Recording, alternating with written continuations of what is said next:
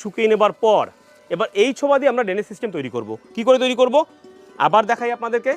এরকম খোলামকুচি, বড় খোলামকুচি এবং দুটো ছোট ছোট খোলামকুচি যেমন ছিল তেমনি দিয়ে আমরা এর মধ্যে এবার আমরা নারকেলের ছোবাটা সুন্দর সুন্দর করে একটু একটু করে এইভাবে আমরা সুন্দর করে আমরা দিয়ে দেব।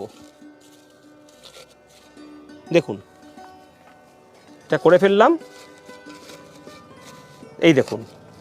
এবার আমরা খানিকটা সাপ পাউডার এই ছোবার মধ্যে আমরা ছড়িয়ে দেব, যে কোনো ফাঙ্গিসাইড।